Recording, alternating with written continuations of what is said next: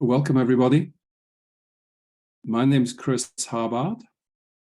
I'm here to talk to you about an exciting new trip that Naturalist Journeys has produced, which luckily I'm going to be the guide for. So I'm here to tell you all about it.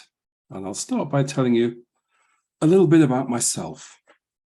As you can probably hear from my accent, I come from England. And as a little boy, I started an interest in wildlife, which focused quite rapidly onto birds. And I was lucky enough to turn it into a way of life, a career, basically. I started working in the 1970s for the Royal Society for the Protection of Birds in England. This is the largest charitable bird conservation society in the world, bigger even than National Audubon.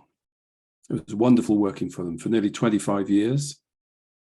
I worked in a number of roles, but ended up working in the press office and on the new internet as it was then. I then moved to work for a company which you may have heard of called Swarovski, who manufacture very high quality optical equipment, which I'm lucky enough to use. And I worked for some years for them on a bird watching website. I then moved on to become a freelance writer and lecturer. And for the last 18 years, I've been lecturing on what are called expedition cruise ships. These are small cruise ships which transport passengers around the world to some of the most isolated places. And I'm there to talk to them about birds, and when going ashore, to show them birds as well. It's pretty good. I get to travel to a lot of wonderful places, see some fabulous birds, and meet some lovely people. I also write for a magazine called Birdwatch in the UK. I've been doing that for about 15 years now, and still write for them a few pieces every month. So I moved about 6 years ago to Arizona. My wife and I now live in the far south near the Mexican border.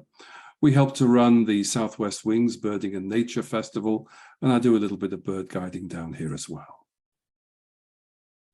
So what was fantastic for me was to be invited to guide this new trip for Naturalist Journeys, which, because it involves an expedition cruise ship, something which I have a lot of experience with, they invited me to be the guide for it.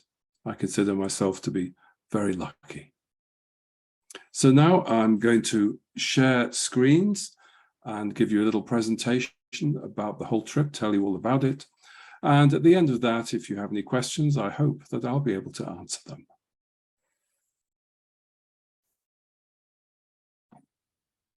Just bear with me while I set this up.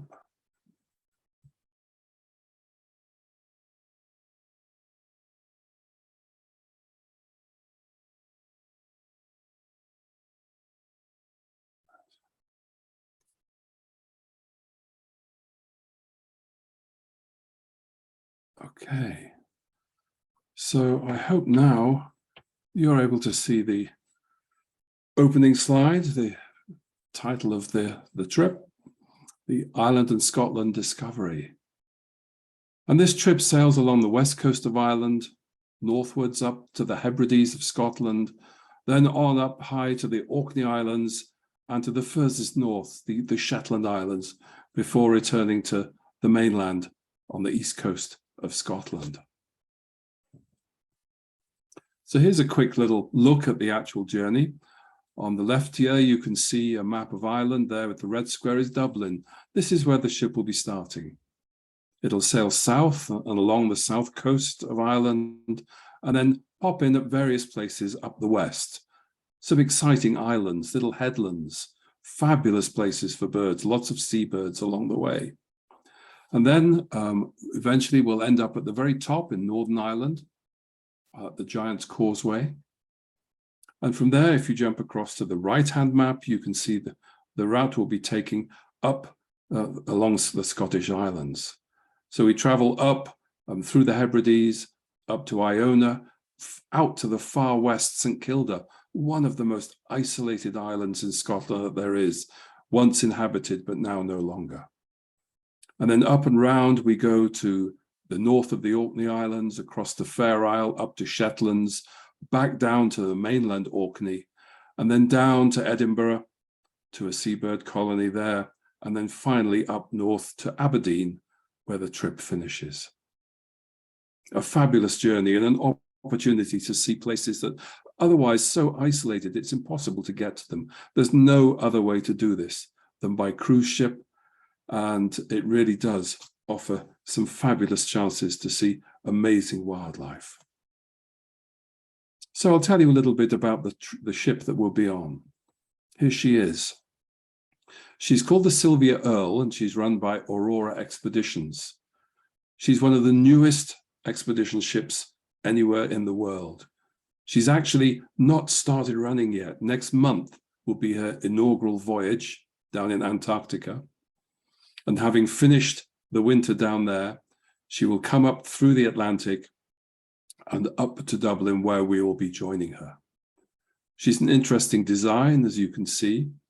And this means she's a very fast ship. She's a very clean ship as well. She's 100% carbon-free, carbon neutral. She holds 132 passengers maximum, and she probably won't be full because some cabins are single cabins. So I would expect anything around 100, 110 guests on board, something like that. And that means it's nice. You can get to know people. It's easy for people to get ashore using the rubber inflatable Zodiacs. I'll mention those and more in a minute. But she is a beautiful, beautiful ship, absolutely brand spanking new. It's going to be very exciting. There's lots of different staterooms on board, from single rooms to whole suites, some with balconies, some without, a whole variety of different ones to choose from, which is wonderful. And as I've mentioned, she uses inflatable Zodiacs to get ashore, because in many places there's no piers or quays to moor up alongside. So these rubber inflatable Zodiacs are used to transport you straight to wherever it is. It might be an island, it might be a piece of the Irish or Scottish mainland. So they're very safe and versatile, flexible means of getting ashore in almost any weathers. They're very, very good. So the ship has lovely dining rooms. It has fabulous decks with 360-degree viewing from them. And so it's going to be great when traveling around the coast, along offshore. We can be up on deck watching for seabirds, which is one of my favorite things to do. And then when we get to our particular mooring, we can be quickly ashore and then out exploring out into the bogs of Western Ireland, or climbing across some of the islands of the Hebrides in Scotland. Very, very exciting. So I'm going to move on now to the actual journey itself. So this is where we're starting. There's Ireland on the east coast there, the red square. There is Dublin. This is where we will all join the ship, embark on May the 18th at the start of this fantastic journey. So we'll get on board the ship and start looking around. This is the waterfront in Dublin. So it'll be somewhere along here that we will embark on the Sylvia Earle. And I think from when you first arrive in Dublin, you should keep your eyes open, because there are going to be birds to see. This is one, for example, the common swift. Swifts arrive normally about the first week of May in the British Isles. So the ones in Dublin will probably have been there perhaps a week, but not much longer. So newly arrived, they'll be flying around, feeding, getting ready into breeding condition. They'll be doing their famous screaming, where the bands of them will fly fast alongside one another, screaming out their little call. They breed in little cavities in some of the old Dublin buildings, and there'll be plenty of them around. So something to look out for. Then we'll sail down the river and out from Dublin, out to sea. And as we come along, as we leave the mouth of the River Liffey, it's worth looking out. There's all sorts of possible wildlife. And gulls will be some of the first things we'll see. This is the black-headed gull with more of a hood than a head, and it's chocolate brown, not black, but I'm not going to be picky here. It's a lovely bird, one of my favorite gulls. It has a blood-red beak and red feet, and a very, very beautiful bird. Easy to identify because of this, the colored head.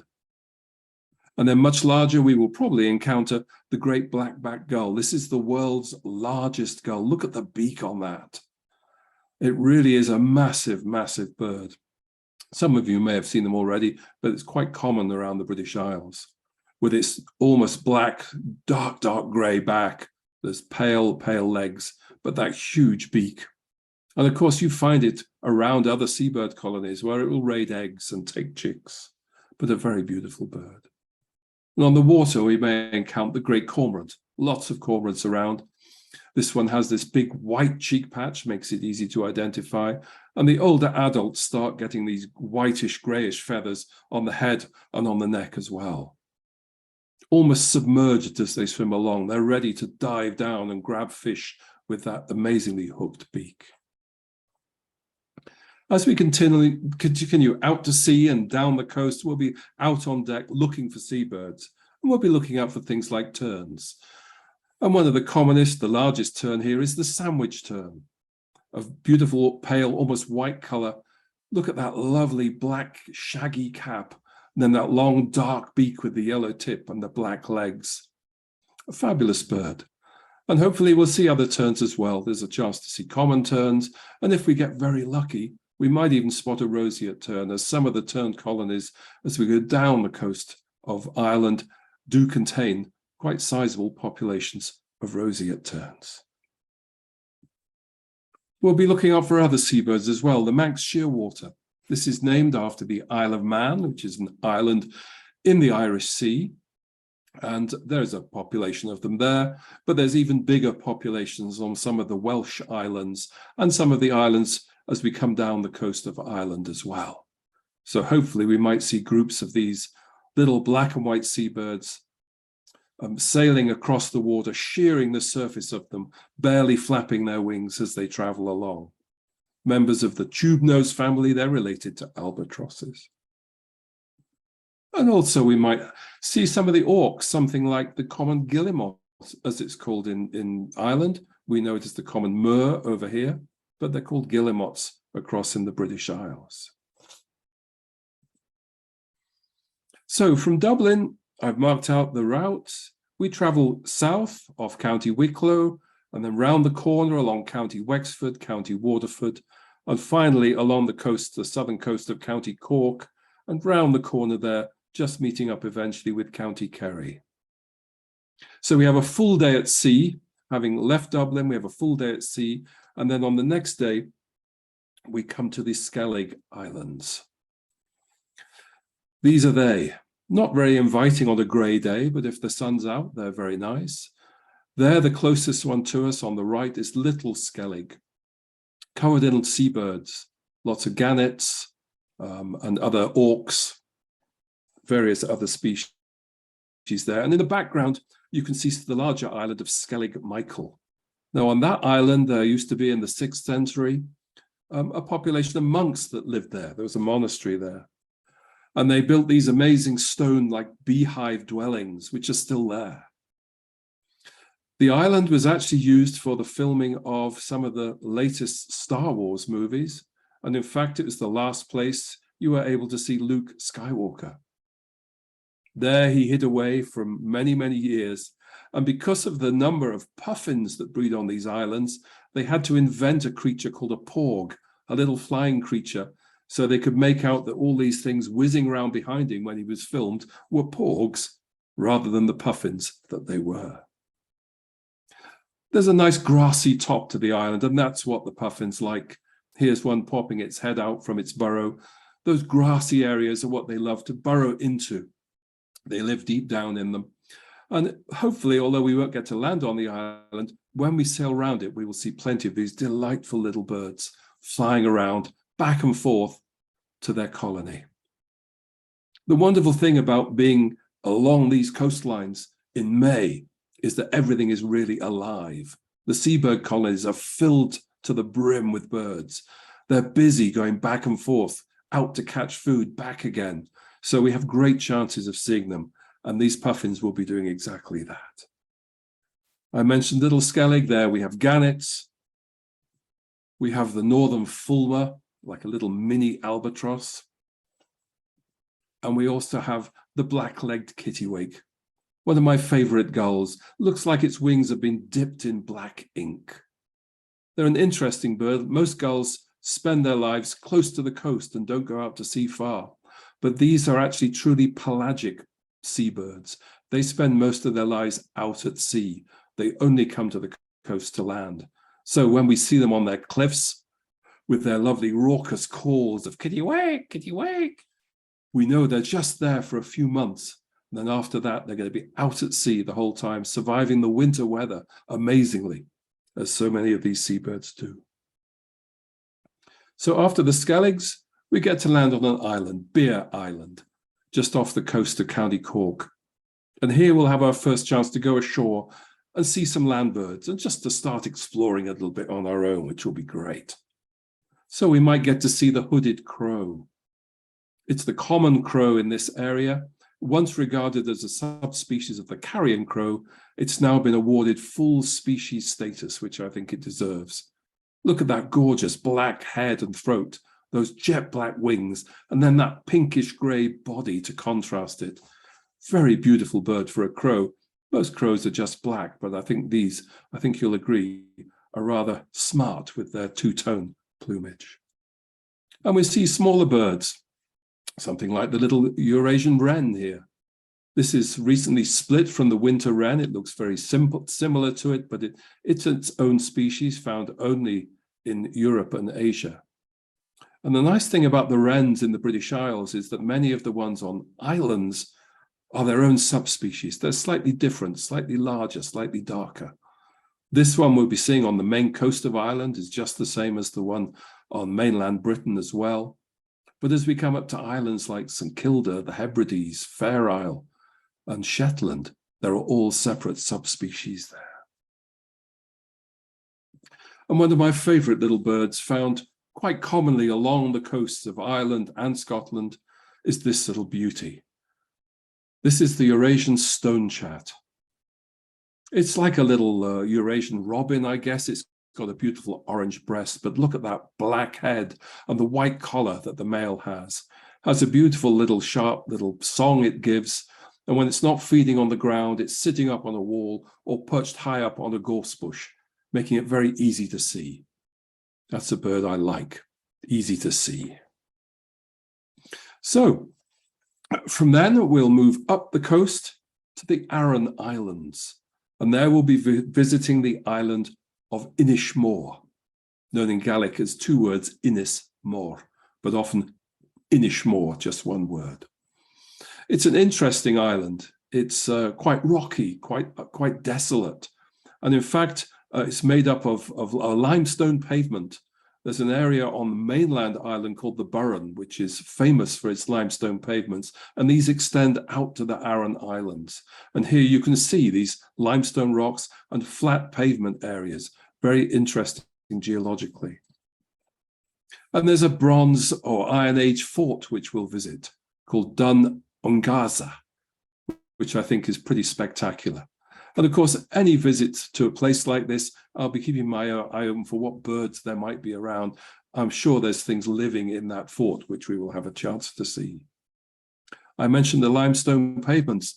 Here's one of them with some fabulous bloody cranesbill growing in there. And the plants on Inishmore are particularly interesting because you get Arctic species, you get Mediterranean species, and you also get alpine plants like these little spring gentian, and all of these should be flowering when we're there. So definitely something to be keeping an eye out for. And if there's thistles around, then the newly emerged marsh fritillary should just be around there.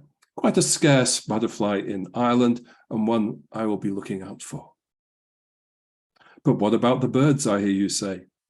Well, this will be our first chance to get a view of one of my favorites. It's quite a scarce species and quite vulnerable. It's the red-billed chough. It loves closely cropped grass, and there's plenty of areas for it on Inishmore. It's quite a sociable character. It gets in together in family groups, has these bright red legs and that bright curved red beak and a glossy black plumage. While it's a crow, it's unlike any other crow. And I hope we get a chance to hear them as they wheel around with a kia, kia call that they make. Beautiful, beautiful birds, found pretty well only coastally, up the west coast of Ireland, up the west coast of Scotland. There's some in parts of Wales and parts of England, but we're going to go through one or two of its strongholds, so we have a great chance of seeing it. And I'll be keeping my ears open for one of my favorite summer visitors in Britain, the common cuckoo. This is the one that actually says cuckoo. It actually gives the name to all the other cuckoos in the world, but it's the only one that says its name. And the little house martins, there'll be some of those breeding on the island, on some of the buildings there. Beautiful with this blue, black back, white rump, black wings, and bright white underparts. It's called the house martin because it breeds mainly in little mud houses, little mud nest rather. It makes under the eaves of houses. There's still a few nesting locations in little caves and rocky cliffs in parts of Scotland and Ireland, but generally now it's only found on houses. Another summer visitor, which will have arrived probably a month before we get there. And this beauty, another summer visitor, the northern wheatear. This is an incredible migrant. It winters down in Africa, comes up to the British Isles to breed, but it also breeds as far away as Greenland. And some of the African birds go right up to the far east of Asia as well. It migrates further than any other passerine. But the ones we'll be seeing haven't gone quite so far. They've come up from Africa to nest on the coast of Ireland. So we'll look out for those. Called the wheatear because when they fly, they have a white patch above the tail, and its name was once white arse, and now has become changed to wheatear, the northern wheatear. Okay, after that, we'll take a trip up and inland slightly into Connemara. It looks like the mark there on the map is inland. It actually follows a narrow channel to Killary Harbour. Beautiful, buried right in surrounded by hills. Fabulous little harbour. That's where ship will stay, and we'll come ashore and then start exploring. And as you can see, there's rough grassland, there's trees, there's a whole range of species that we might see there. And this is a view of the Connemara National Park, and this we will be visiting. There's some nice boggy wetland areas as well as trees, so a good range of things we could see. We'll be looking out for the common kestrel. It's bigger than the American kestrel, still has a lovely grey head, beautiful chestnut back, and it feeds by hovering in the air, just like American kestrels do, looking out for a vole or a field mouse or something to snatch down and grab. In the boggy areas, we might find the common snipe. Looks very much like a Wilson snipe, but if you look carefully when it flies off, it has a white rather than a grey underwing. Beautiful birds, the snipe, so brilliantly camouflaged that when they get down amongst the vegetation with all that striping down the back, you can hardly see them. And that long bill with its flexible tip for probing down into the mud and finding food. Another familiar bird, but this is the grey heron. Looks very like the great blue heron, but it's much grayer on the back, pretty similar size. And these breed up in trees, and there's colonies of these in the Connemara area where we'll be going. And then we'll be looking around for smaller birds, like the fabulous pied wagtail. Lives up to its name, black and white in plumage, and it wags its tail up and down as it runs across the grass. Fabulous little bird, common, we should see that without too much problem. And another delightful little resident species, the reed bunting, black and white on the head, then rufous brown and dark brown on the back. And when it flies, you'll see it has white down either side of the tail. It likes kind of rough vegetation, but particularly wettish areas. And we shouldn't have any problem finding those in the national park when we're there. And hopefully these reed buntings will be singing away merrily. Again, a lovely thing about being there in May is that all the birds are singing, which makes it easier to spot them and hopefully identify them. Wonderful. So after that, we just move on a little further north, still in Connemara, up to Clare Island. Here's Clare Island, a lovely island. Like most Irish islands, it will have a lighthouse on it somewhere. Always makes for an attractive photograph. And this island has some steep cliffs as well. So I hope you don't have vertigo when you're looking down here, looking for coastal birds, maybe some more choughs, or maybe some seabirds. Seabirds are like the shag. This is the European shag, member of the corant family, has this lovely tuft up on the top of its head and yellow on the side of the beak. Very attractive bird. We should see plenty of shags while we're on our journey. And looking along close to the coast, this little beauty, the black guillemot. Very similar to the pigeon guillemot. Black guillemots also occur on the Atlantic coast of the US, but they're quite common around the coast of Ireland and Scotland. What I love are those bright red feet. And if it opened its beak for us, you would see the gape inside was similarly bright, bright red. But they really are a beautiful black color with that flash of white, patch of white in the wing when they fly. Fabulous little birds. They dive down to catch their food, and they often live around harbors. So we should have a chance to see them in several of the places that we visit. Breeding on some of the limestone areas where there's grass, you might find the common gull. This is the European relative of the mew gull. Split off now. It's called now, the mew gull is now called the short-billed gull. This is the common gull, the relative found, excuse me, in Europe and across into Asia as well.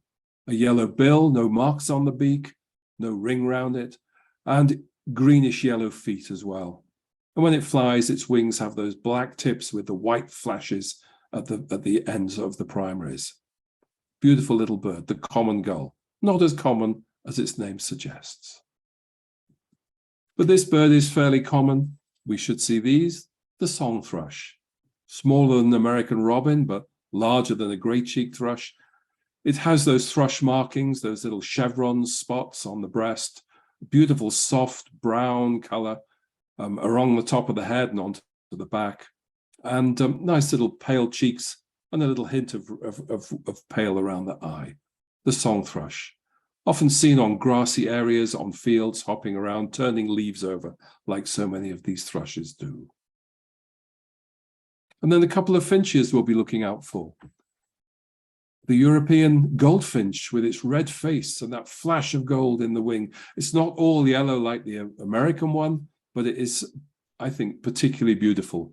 A big white yellow patch in the wing, that lovely soft rufous brown color on the back, and then that red face and that fine bill for picking up the seeds of thistles and other plants. And then this one, another beautiful finch. We have some lovely finches in Britain. This is the linnet.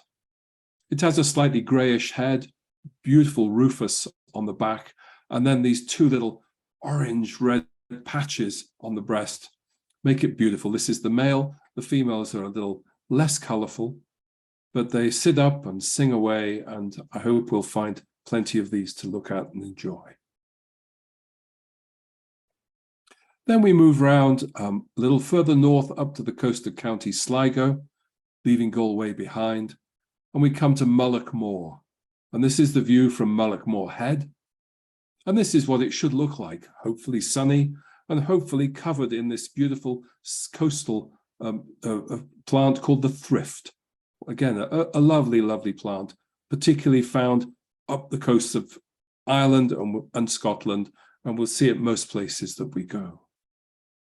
And along the shoreline here, we might find the common eider, a different subspecies from the one found in North America, but similar looking bird. There's the male with its distinctive black and white plumage, and there's the female, much grayer brown color with that barring on it, which means when she's on her nest, she's all but invisible, hidden away, protected and safe. And as we walk around the headlands here, we'll be looking for birds like the meadow pipit, what we in Britain call a little brown job, an LBJ, but a rather nice one. Like most pipits, it has some streaking on the breast. It's otherwise very brown, has those long claws, which shows that it's a ground dweller, spends most of its time on the ground. It has little white tail feathers on either side and a peeping little call when it flies up. But a delightful bird, common along the coast of Ireland. We'll have found this in many places. And if we find some trees somewhere nearby, we might hear the chiff-chaff, another summer visitor. It's one that sings out its name. It has black legs, which helps you identify it from the similar willow warbler. And it literally sings out chiff-chaff, chiff-chaff, chiff-chaff, making it very easy to identify. This is a member of the Phylloscopus warblers, a little hint of a stripe above the eye, a little hint of yellowish, but these are much browner than the willow warbler, which is much brighter. And if we find some conifers nearby, we might find this, the goldcrest. As you can see, it's related to the kinglets. It is a member of the kinglet family. It has this little stripe along the top of the head, bordered by black. It's yellowish, but when it flashes it up, the male has an orange patch in it. The female just has yellow. And little yellow feet, which I think are delightful. But this is Britain's and Ireland's smallest bird, a tiny little thing, very much like the ruby-crowned kinglet, but as I say, a slightly different crown on this one. And another very common bird, probably the commonest finch in Britain and Ireland, this is the chaffinch. Again, the males are, I think, really gorgeous. They have this grey on the head, these lovely orangey, pinky cheeks, a pinkish flush along the breast, flash of white in the wing, darker rufous on the back, and white in its tail. Delightful little song with a little flourish at the end. It's one we will get to recognize during this trip because we'll hear it in lots and lots of places. And then we leave the Republic of Ireland behind. We go up off the coast of Donegal, round the top, past Malin Head, the northernmost part of Ireland, and ending up at the Giant's Causeway. This is an amazing geological feature. It's made up of basalt columns, and they're hexagonal in shape, and they literally are big columns of rock. And if you look at the top of them, they are this hexagonal shape, and they make what almost looks like a pathway. And it was once rumored that this was a pathway across to Scotland, and there were two giants on either side of it. And there's a whole story about these giants and how they fought. But in fact, there is the continuation of this on the far side of Scotland, up in the Hebrides, and we will see it on our journey. But here we'll explore the Giant's Causeway. There's some nice birds to be seen around it. There are jackdaws feeding on the grasslands there. This is the smallest crow in Britain. It's a very nice bird with this lovely grayish patch on the nape, on the back of the neck, and bluish white eyes, which I think make them look very, very attractive indeed. Quite cheeky little birds, the jackdaw. And then we might find one of the summer warblers here, breeding in some of the vegetation, the bushes along the edge of the Giant's Causeway. You'll often find the common or greater whitethroat. Living up to its name, it has a white throat, a little white above and around the eye, a little chestnut patch on the wing, again, white outer tail feathers, and it has a little delightful flight. It flies up, giving a little scratchy song, fluttering up into the air and then down again to land on a bush nearby. So that's the common or greater whitethroat. And there, given the geology of the place, we should look out for the rock pipit.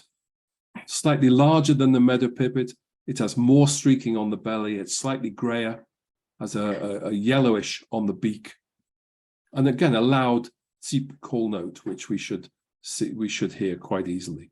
The rock pipit, quite plentiful along the coasts of Ireland, in the north there, and particularly at Giant's Causeway. So when we leave the Giant's Causeway, we will be leaving Ireland behind. So I now switch to another map. Here it is. And in the bottom there, the bottom triangle, that's the Giant's Causeway in Northern Ireland. And then the route from there takes us between some of the Hebridean islands and the mainland. We take a narrow passage through past the islands of Islay and Jura, and then bending round to eventually end up at the island of Iona. Now, as we journey along through those islands, threading our way through, we must keep our eyes out for all sorts of things. This is one of the areas where the white-tailed eagle has become re-established. It was introduced to islands off the coast of Scotland because it became extinct in 1917. It was persecuted to extinction. It was killed by landowners, people who kept sheep and thought that the eagles killed all their sheep. And then they were reintroduced, birds were brought in from Scandinavia. They were released in the 1970s on the island of Rum, and then some more on the islands of Mull.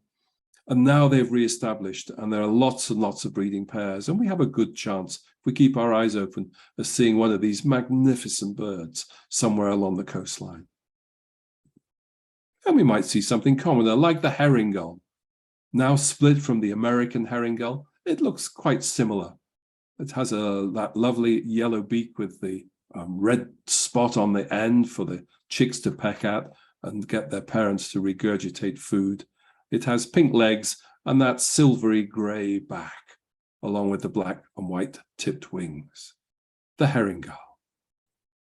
But other things we should be looking for. Common dolphins. There will be cetaceans.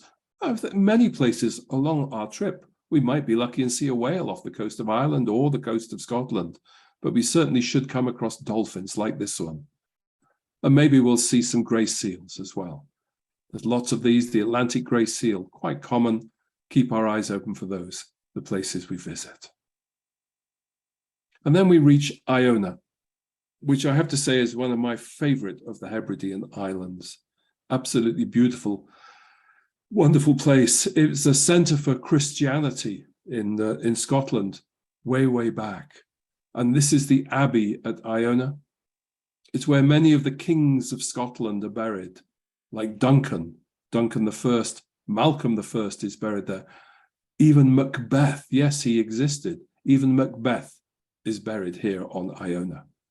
So fabulous to explore that. This is the ruins of the nunnery, again, going back to the Middle Ages. We'll see all of these, but what we'll really be looking for is this bird. This is the corncrake. It is quite an elusive, secretive little bird, but at the time we're there, it'll be in full, what's the word? I was going to say voice. Yeah, voice is the word, I guess, because it has the most amazing call. It carries for some distance. Here is one calling. I'll try and imitate it for you, because what it does, if you have corncrakes outside the place that you live, it will probably use one of your walls of your building as a sounding board for resonance. And it'll come up to a wall, and at nighttime, it'll stand there and just go for hours on end. Yeah, a little bit annoying. If you live there, it may keep you awake. But the nice thing is a lot of the islanders on Iona know what a special bird this is. And they cherish it. They look after it. They protect it. It's a bird that has been declining. It sadly started declining again. There weren't as many there on Iona when I visited this year. I didn't manage to see one of these, but I got to within about 6 feet of one, but I couldn't see it. It was in the long grass. And this is what it likes, long grass and iris beds. But if we look around and we're careful, we might find one sitting out, perhaps using a rock as a sounding board and sitting up there, making its noise. At least they draw attention to themselves so we know where they are, even if we can't actually see them, but I hope we shall. So in our hunt for the elusive corncrake, as we walk around the island of Iona, we'll look for other birds as well. They've got some common resident birds there. Lovely British birds like the blue tit and the grey tit, two of my favorites. They're in good numbers. We have a chance of seeing both of those. Another member of the crow family, the rook, with its whitish face around the base of the beak there, very distinctive looking crow. They're very nice. They walk around and probe down into the soil to pick out grubs and other, quite often soil pests. They're quite good to have around because if you're a farmer, you like rooks because they will pick out some of the pests that you don't like. There'll be finches like the beautiful greenfinch. Here's a lovely male greenfinch with that greenish yellow stripe on the wing, but the body is a beautiful, just green and brown color. and a stout beak for cracking open seeds. There'll be many summer visitors established here, all singing away, like the sedge warbler. It doesn't like just sedges, it likes bramble bushes and other vegetation, and I hope there's a chance of seeing those. And then the beautiful willow warbler. This is the one that, like the chiff-chaff that I mentioned earlier, and it has a beautiful liquid descending song with a little trill at the end. It's absolutely gorgeous, and a great chance of seeing those here. They're quite common as you get up to the north of Scotland. The willow warbler. This is the most numerous migrant passerine that comes out of Africa into Europe. And hundreds of millions of them pass through into Europe each year. And then another little brown job that we'll be looking for is this finch. It's brown with a yellow beak, but I think you can just about see it has a delightful little pale pink rump. And this bird is called the twite. It's a relative of the linnet. It's a northern species. It's found in parts of Ireland, but quite commonly up the west coast of Scotland. So we have a chance of seeing this in one of two places, but Iona is the place I always look out for it. So we'll be watching out for that. And as we go along the coast, there'll be the European oystercatcher, there'll be the common ringed plover, and we'll be looking out as well for otters, because the European otter is not uncommon. Many of these places along the shores, you might find one that's found a tasty little fish and is snacking on it like this one is. And there'll be beautiful plants around as well. This is the northern marsh orchid, which should be in full flower by the time we're there. Commonly found in Iona. There's some lovely places to see it, and I hope we'll see some flowering just like this. Then we move across to the island of Staffa nearby. And Staffa is where you'll see basalt columns again, just like the Giant's Causeway. And this is where the end of that line of basalt is in Scotland. It stretches all the way across up to there. And here you can see there's several caves, and one of these is very famous. It's Fingal's Cave, which there's a famous piece of music. I'm sure many of you may know it well. And this is actually inside Fingal's Cave. If we're lucky, we'll get to see the inside of it. Again, you see these fabulous basalt columns. And on Staffa, there's also a good population of puffins. So hopefully, as we sail around the islands, we'll see plenty of these fabulous little seabirds. Okay, from Iona, we then head out west and north, and about as far away as you go from the Hebrides and still be in the British Isles. We go to the island of St. Kilda. And on the way there, we'll be looking out for more dolphins, maybe bottlenose dolphins, and look out for also the amazing basking shark. What you normally see is that huge fin on the surface. You don't see that just under the surface, it has its mouth gaped open like this to catch food that it's after. So good chance of seeing basking sharks as we go up through the Hebrides and up to St. Kilda and then northwards. We'll keep an eye out for those. So here's St. Kilda. This is the bay, the harbour that we go into, and we hope the weather's kind. Not everyone gets a chance to land here. The weather conditions can be quite harsh. So we'll keep fingers crossed. We have calm seas like this, and then we'll be able to get ashore. There are some research buildings on the island, but what is interesting are the remains of the people that used to live there. They lived here up until the 60s when they were basically rescued because they just couldn't survive there anymore. And the remains of their buildings, this is the high street with the buildings there. And the people that lived there basically lived off the sheep that they had and off seabirds as well. They would eat the seabirds, they would eat young chicks, they would take the eggs, and quite a difficult existence. And these people were all but starving by the time they were taken off the islands back to mainland Scotland. This is one of their cleats, as it's called, which is one of their storage buildings. They would put food in to store, keep cool through the winter. And this is the Soay sheep. They're still there on the island. These was the sheep. It's a very old race of sheep that the St. Kildans kept. the Soay sheep. But I'll be looking out for the St Kilda wren. Here it is, larger and slightly darker than the common wren found on the mainland. It's only found, this subspecies only found on St Kilda. And they inhabit the little buildings that we'll be seeing there, so a good chance of seeing them. Many other species, including the Arctic skua, or parasitic jaeger as it's known in North America, and plenty of those around.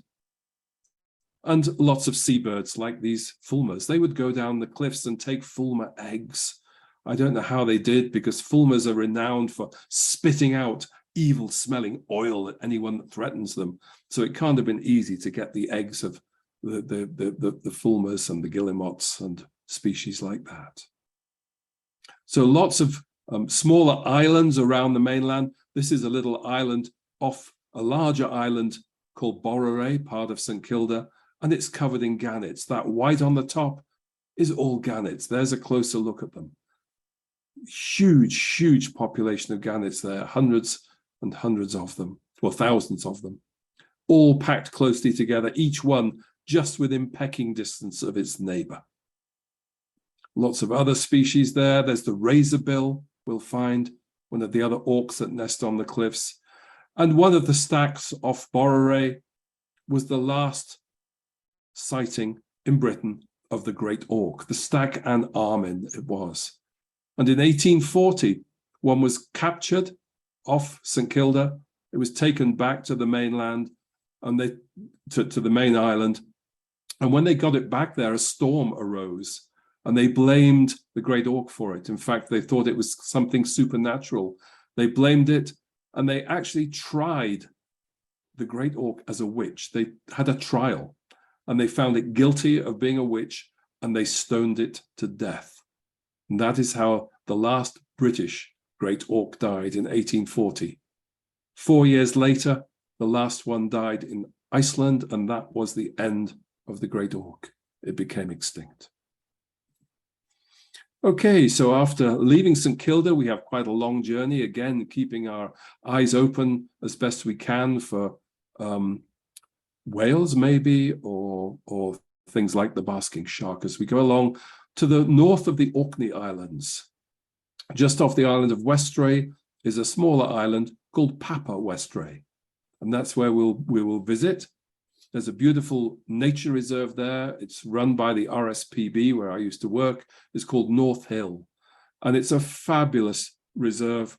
And there you've got birds like the Arctic tern. This is one of the longest migrating species. It breeds up in the Arctic. It winters down in the Antarctic. Up in the north, in the summer, it gets 24-hour daylight, and down in the Antarctic in the winter, it gets 24 hours daylight. So it sees more daylight than any other living thing. Amazing. And then there's the great skua. You often find these where there are seabird colonies because they will prey on the chicks and eggs of other seabirds. This is quite a large skua with these flashes of white in the wings. We should see plenty of those, but be careful, get anywhere near a tern colony or a skua colony, they will dive bomb you. They can actually peck at the top of your head, so we won't get too close, but we should see both of these, and maybe also the Arctic skua or parasitic jaeger as well.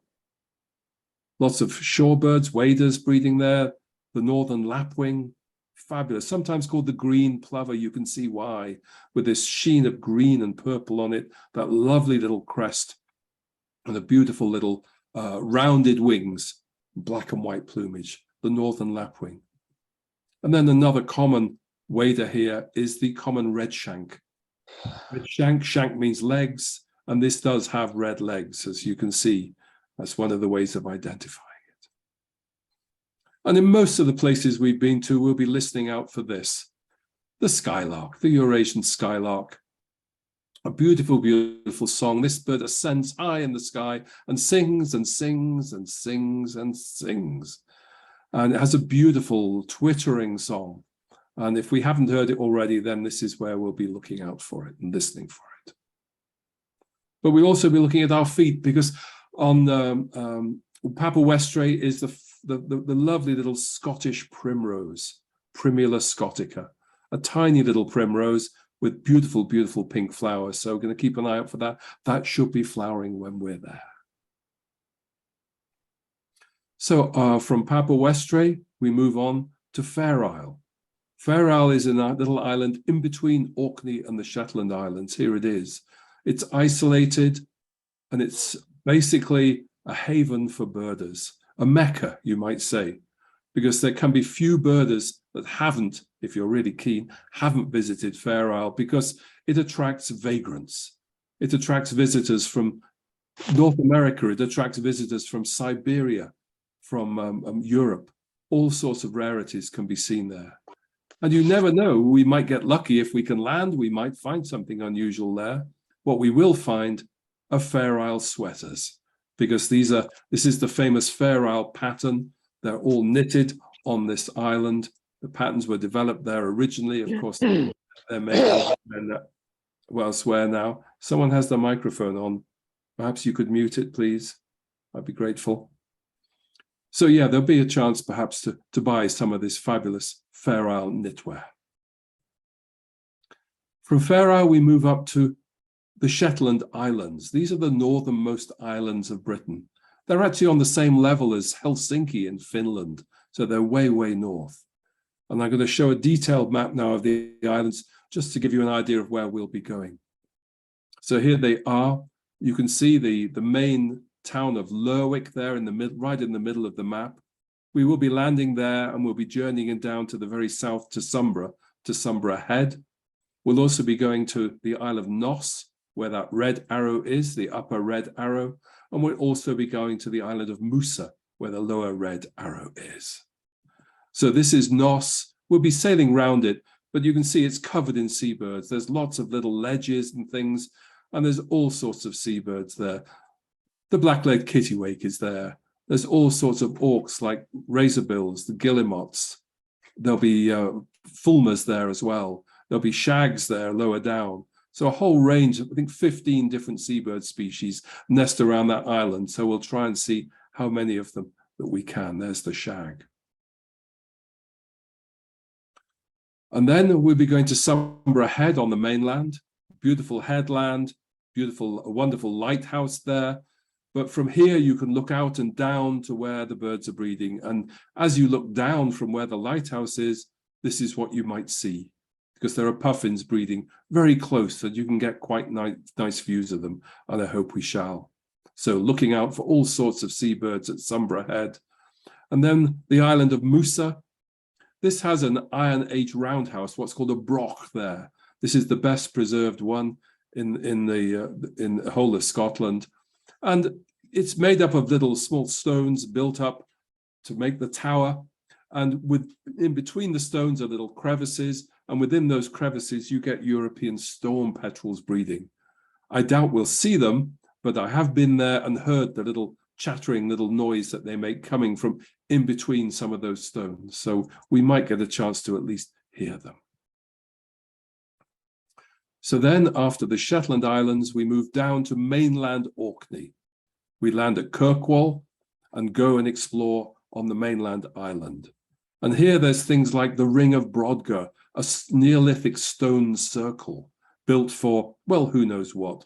Maybe it was for astrological reasons, or we don't really know exactly, but these fabulous stones set out in a circle, surrounded by fabulous heather and grassland areas, great for birds. So we'll be looking out for all sorts when we're there.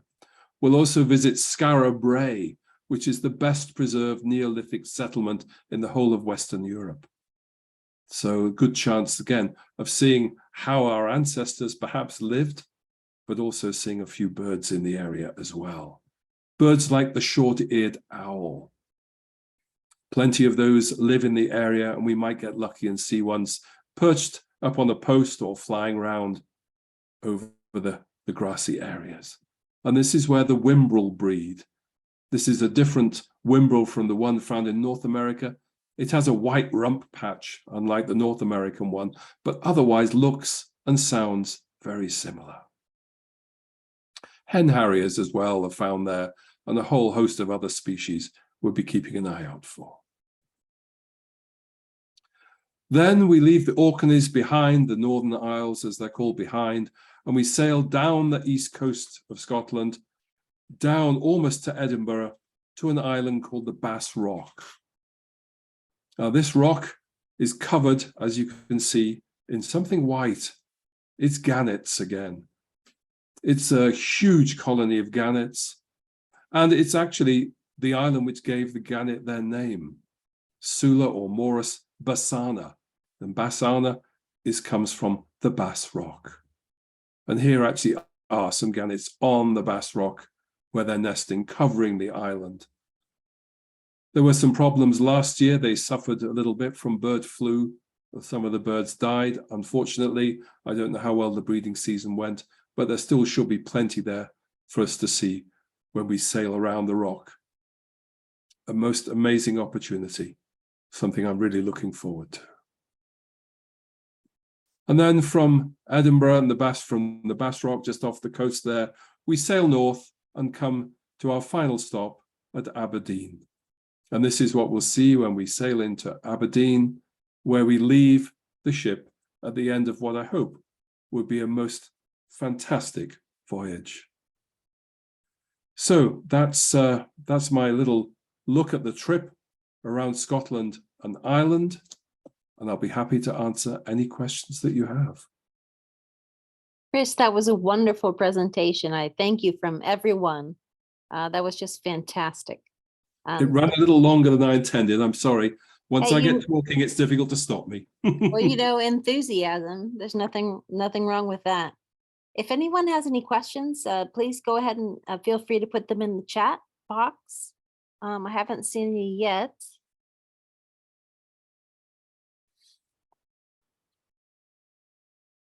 Perhaps it's because you've been so thorough. I tried my best. It really is an exciting trip. I say I've done something like it many times, but I get excited every time because it visits just so many fabulous places and so many great chances. How's the food? What a great question. On this, I haven't been on this ship before, but the food should be, and it is on all the expedition ships I've been on, very good. Obviously, there will be opportunities to eat local food when we're on shore, but otherwise, we're always usually back on board the ship for about 6 o'clock, 5 o'clock, 6 o'clock. Dinner will usually be at about 7. Yeah, the food on the ships is very good indeed, very high quality food.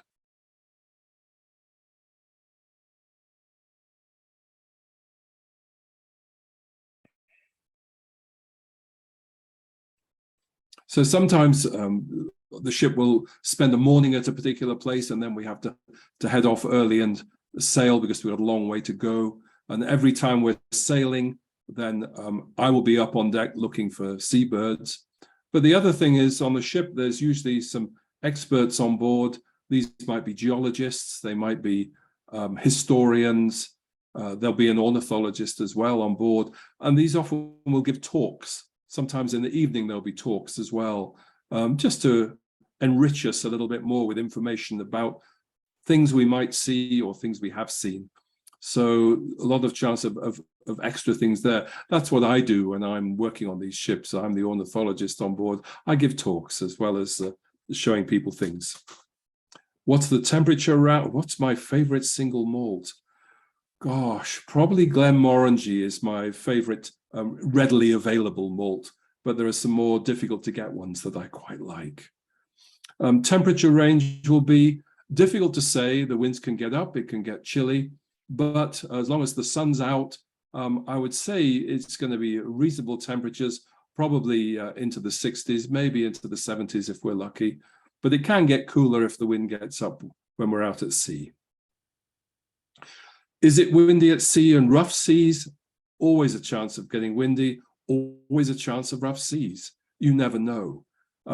Always the captain tries to avoid the roughest of seas, but when we have to get from A to B, sometimes we have to go through, sometimes it can be rough. The ships are well designed to deal with it, but anyone who's thinking of coming on this trip, if you do suffer at all from any amount of seasickness, bring whatever your favorite tablet is or patch to wear. Make sure you have it, and make sure you use it in advance before the weather picks up.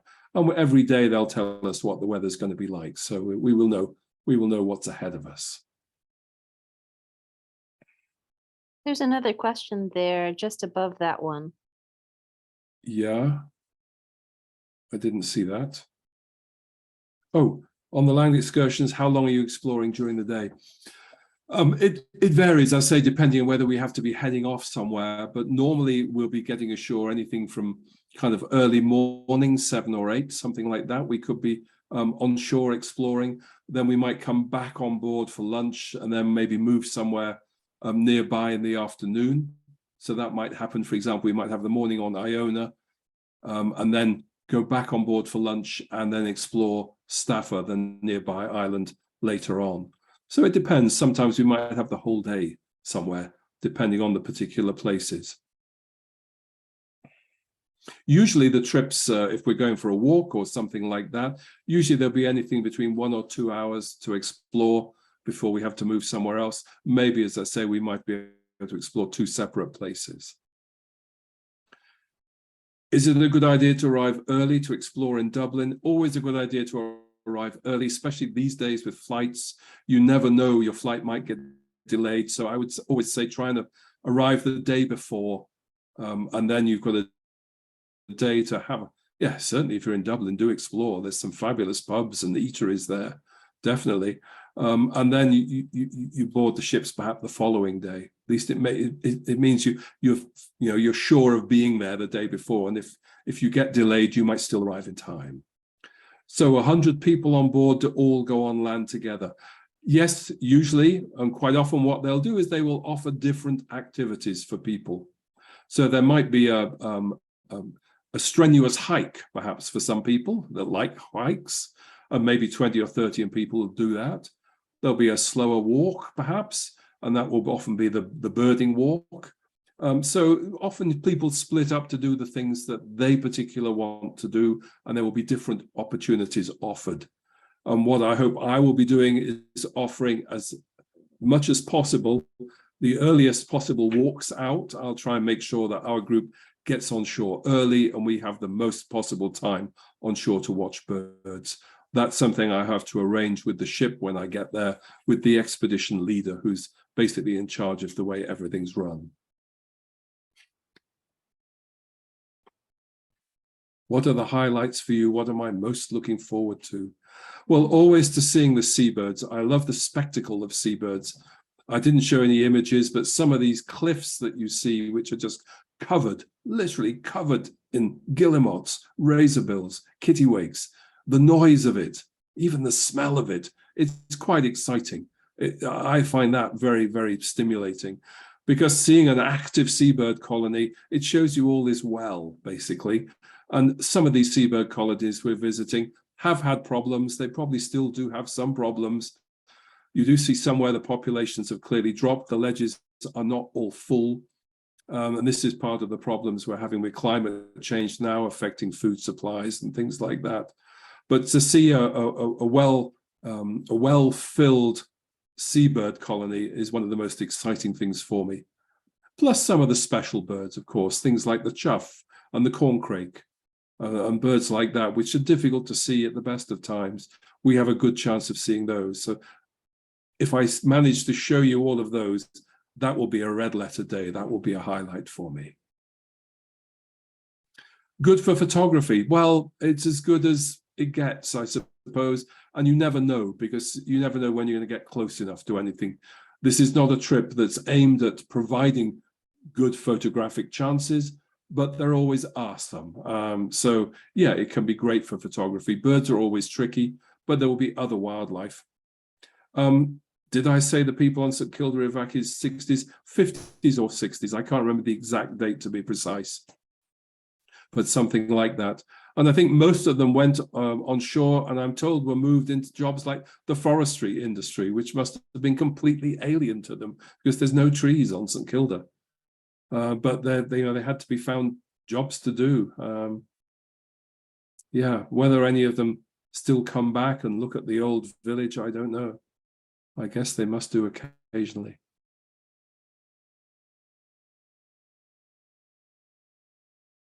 Okay, I think we could probably go ahead and wrap it up then. Thank you so very much for this wonderful presentation. Oh, not at all. It's you can tell that I enjoy talking about it, about the birds and the places. So it's a pleasure for me to tell you all and share my passion for them. Okay, thank you everyone for coming. And if the recording we did record, if it works out, we'll be posting that to the Facebook page so you can share it with your friends. So this was just fantastic. Thank you, Chris. Not at all. And I hope to see some of you who are listening maybe on the trip next May. I look forward to it. I hope so. Good night. Good night.